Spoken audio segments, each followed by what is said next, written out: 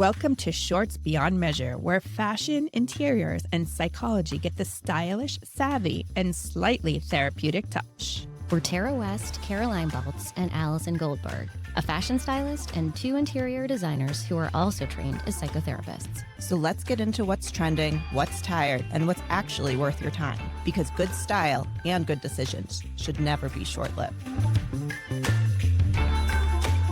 And we're back. We are back. And if anybody is watching on YouTube, we did not coordinate our outfits today. It's so funny you said that because I was like, we have to say something that the fact that nobody knew what we were going to be wearing, but we're all in this. You guys are all on trend, by the way, of course. But we're in the brown. Yeah. We're kind of monochromatic here. Yeah. Right? Yeah, the same palette. Same palette. Oh, come on. Let's not fool everyone. We really did get dressed together. Tara is actually our stylist, so I don't know told why everybody she said that. what to wear. Yeah. I always say, drink in the compliments from Tara if it's about your outfit. I'm drinking this one. Oh, yeah, in. it's a good suit. And there's a vest to it. There is. I mean, you can't go wrong with 3-piece suit. I know. I should have done the vest. No, you look great. No, please. you brought in my brown, so it works better this way. Thanks for thinking of me. But don't you feel like You're out on the end, so it's easy.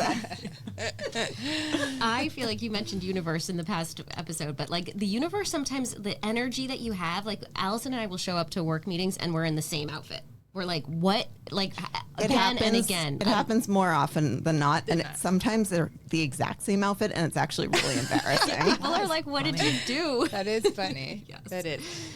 So we're back, and we were about to talk more about your next book that's coming out. Yes, Christy Cashman. Christy- we sorry. didn't even say your name We yet. didn't even say your name. We've got Christy Cashman with us in Christy studio. Cashman. Sorry, Christy. I didn't mean it. I wanted to go right for the jugular. To the good stuff. No, we're so excited to have you.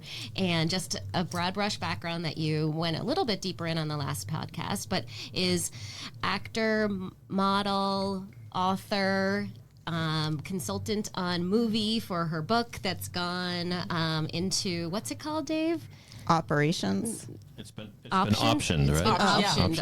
I'm like, is it a put or a Operation. call? It sounds like a business term. Okay. Yes, her book has been optioned, and she has a new book coming out. So tell us all about this one. Okay, so my second novel's called Beulah.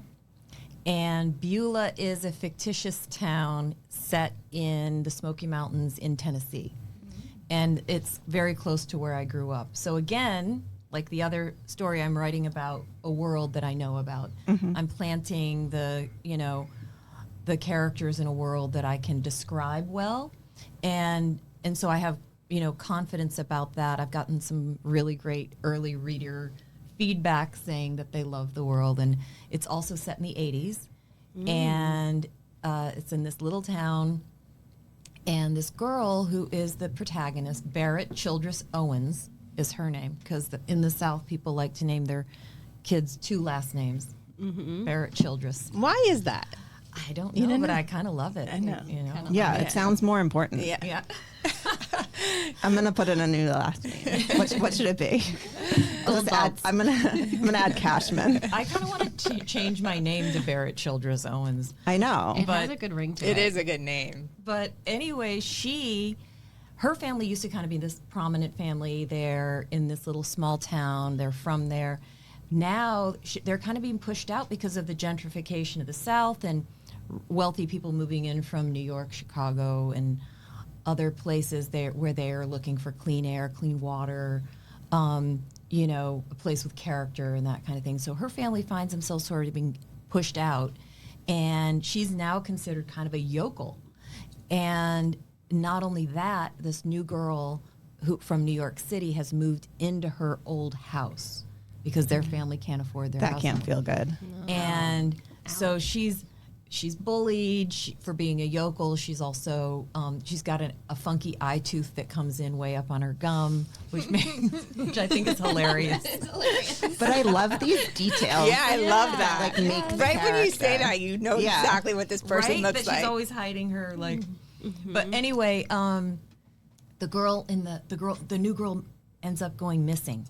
And so the whole town, sort of what happens in a little town when it's gripped in fear, when people turn on each other, families turn against each other, friends start fighting, And so there's a mystery, but then in uncovering that mystery of what happened to this girl, Barrett's family realizes there's this deep family secret that she never knew about.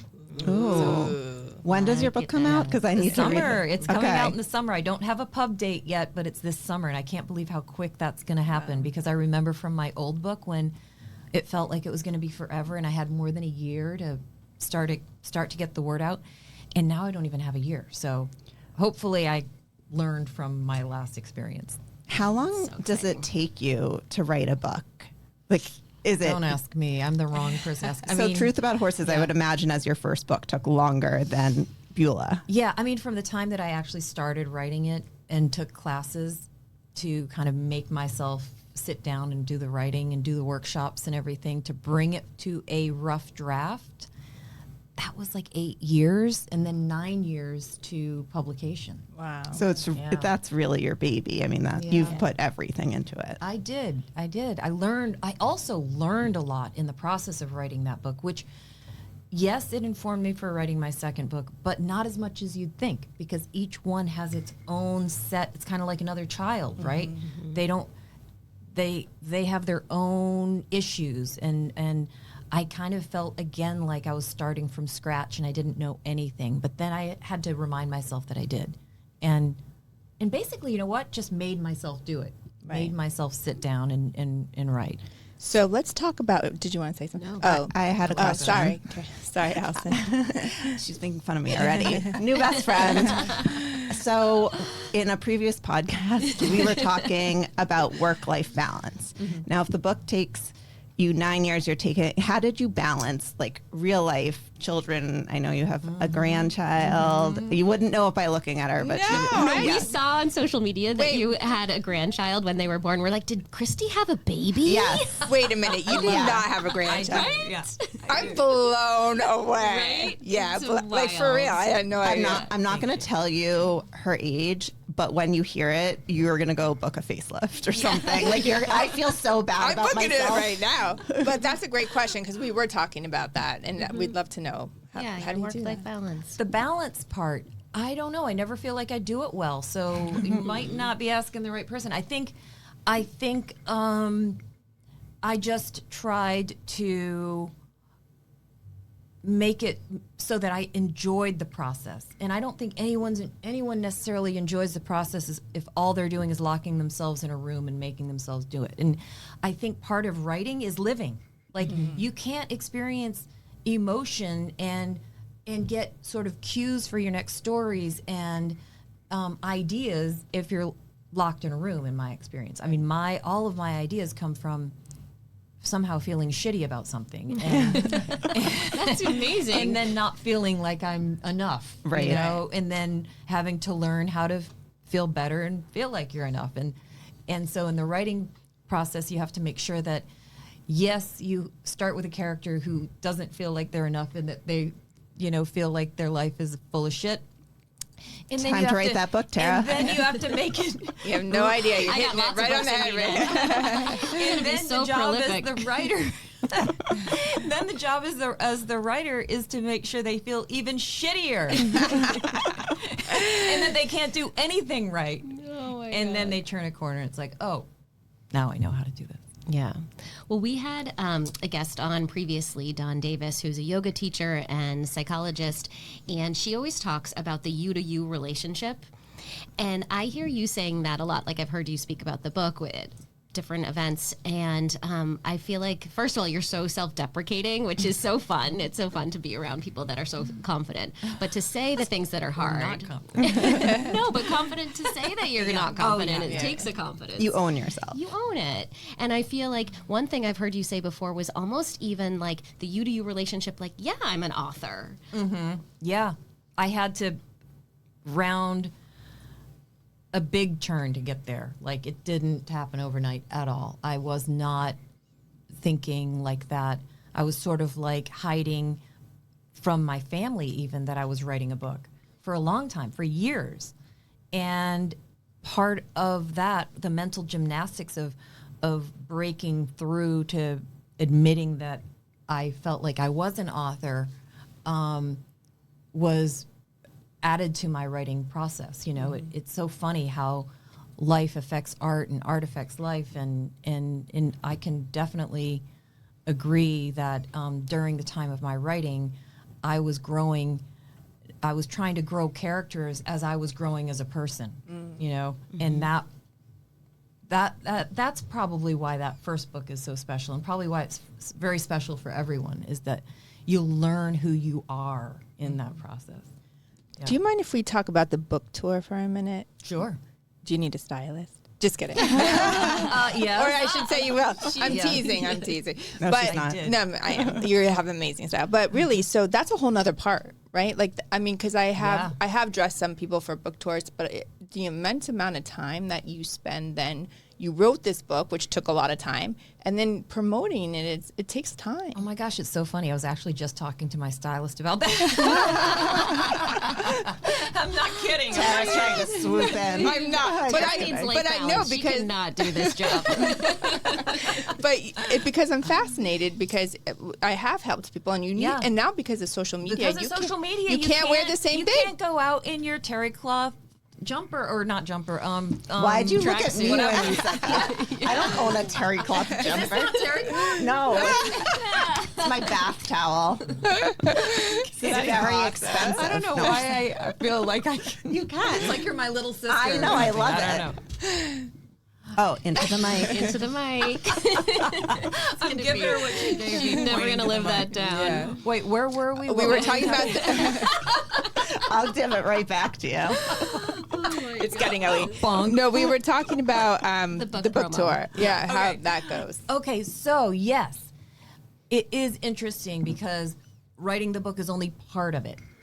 Then selling it is a bigger part. And I think I learned that in the film world, because when I was doing independent film and that kind of thing, somebody could have the best idea and write the best screenplay, and you could produce this little movie and go around and do the little, film festivals and that kind of thing. But if you didn't have as much money and time and investment into the actual sales of it and the advertising, you may as well not have done the film. And that applied to my marketing of The Truth About Horses for sure. Is I knew that I would not be able to just say, write the book and then hope somebody finds it. Oh my God, I hope somebody realizes how smart I am. We tend to do that. Yeah. We tend to think, and if you don't believe in yourself and you don't push yourself to go out and do all of it, then you really shouldn't bother. You know? Leaving so much And on the I love table. that you're talking about this, because I think that business, I think it's amazing to dream, and it's amazing to accomplish and write a book, but there's so much more that goes into it. And I don't think that's talked about enough. So thank you for sharing that. It is so important. And the fact that then when you have to go out, you have to look, you hope to look good, right? You want to put your best foot forward, or your best face forward in my case. and so It's working. And yes, stylist, hair, makeup, for all of it. And it's because we have, we've created this world with social media and stuff that it is important. And You are your brand. to deny it is like, well, yeah, you can deny it if you're Stephen King, or if you're even Ellen Hildebrand does a lot of social media. But if you're big and you're out there in the world knows your name already, sure, poo-poo it and don't bother. But I'm not, and so I kind of have to. And is there any part of you that enjoys it? Sure. Yeah. Good. Yeah. Love Probably a the little actor glam. part. Yeah. When you feel like you look good.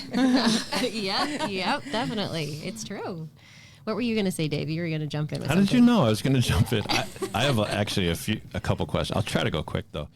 You wrote and co-starred with Parker Posey in the movie The Love Guide, Yes. which I'm going to run home and watch on Netflix now. Posey? Yes. I love Parker. So are you happy that the rest of the country finally knows that Parker Posey is incredible because of White Lotus? I've been following her since she was a young actress, but...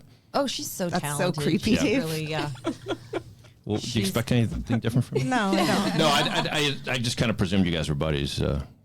We were. Yeah, we were. but- We kind of lost touch. Okay. But she's an incredibly talented person. And my experience with her was good, but because I was working on a small film and I hadn't had that experience before as a writer, I felt a little bit like, there were a lot of people, not just her, but trying to, kind of take control of where the story was going. And I kind of wish that hadn't happened. I kind of wish that I had stuck to my guns about what that story was, because it kind of ends up going a lot of different directions. Didn't go the way you wanted. Yeah, Okay. a little bit, yeah. So You- might have to edit this. I don't know. Nope. So- No, I'm going to tag her. Yeah. Hi, Parker Posey. I'm jealous of you for a number of reasons. Oh. One, because we're about the same age, and she looks 20 years younger than I do. But you also do something that I've always wanted to do, and you write children's books as well. Yeah, I do. Yeah, Can you tell us about that? absolutely. So that started as an exercise as I was writing my novel, because when you're writing a novel and you have all of these characters and all of these subplots and things are going in different directions, you tend to start to get into the weeds and you don't know. You're like, oh my God, where am I going with this? How do I tie it all together? Because if things kind of don't get tied together to some degree, it's not a satisfying ending. And so what happens is we overthink. And what a children's book does is it makes you distill down the story so that you can tell it to a 5-year-old. So as you're writing a novel, when you guys start writing your novels, you need to be able to tell it as if you're telling a 5-year-old and start with Once Upon a Time. What do you do with the sex scenes? You tell them to pretend like you're talking to a microphone. Did you say I was creepy? Oh, God. I know, that's so creepy. I know that was weird. Obviously. I know. Obviously. No, Welcome to the Pedophile Podcast. I do want to add though that Truth About Horses is classified as a teen novel, or what's the terminology? Young adult. Yeah. And it's for everybody. Oh, it won general fiction for Okay. the IBPA awards. So general fiction was a great Yes. award to get because it showed that, as you knew, it was a crossover story. It just sits on the shelf, and this is how publishers look at it. They have to sit on the shelf to for the protagonists, by the protagonist's age. That's what dictates where the story sits on the shelf. It's kind Wow. of crazy. Interesting. Yeah, but in my Not story, by the reader's age? No. So when you go to a bookstore and you're buying a book and like if you want to read about young women, you go to the young adult section. Tell me something I don't know. Okay. Jesus. It's getting So bad. Christy's never coming back. I know. No, this is my favorite podcast. Well, You can really be yourself. If people want to buy your books, Amazon, obviously, the children's books as well, or send people to your website, or what do you think? So for the novel, for The Truth About Horses, you should go to your bookstore and ask for it. They should be able to, if they don't have it on the shelf, they'll get it for you. Or, because I do like to promote the bookstores, they're important. Yeah. But it's been like right today, it ranks on Amazon 2 years later, mind you, 2.5 years later, as number 10 in young adult coming of age fiction. Wow. That's amazing. What an accomplishment. I know. Wow. Thank you. Wow. I had to say that just because. Well, you know. Do. Just pat yourself on the back a little more. Well, we are. How is your novel doing, Allison? Yeah. And halfway there. I won With the ChatGPT. women's cornhole championship, women's division in my family reunion last Ooh, year. now we're All right. Yeah, That's right. awesome. That's bragging rights. Not to Now- keep talking about myself. I'm but impressed. Would you like do have 8 siblings, You just right? went 9. You just went from 9. here to about here with that cornhole comment. Who cares about the book? Yeah, really. Well, gives a shit about your Yeah. writing. Let's Chrissy, talk about cornhole. thank you so much. We are short, but we could continue forever. But we're so happy, and thank you for coming and taking the time and gracing us fun. with all of the knowledge that we didn't have. And putting up with us. Yeah. So thank you for Thank being you. here. Thanks for having me. I loved it. Thank you. Thank you. Thank you. Bye, guys. That's it for this week's shortlist. Thanks for listening. If you enjoyed today's conversation, share it, leave a review, or let us know what's on your short list. Shorts beyond measure, because the most important things in life can't be quantified.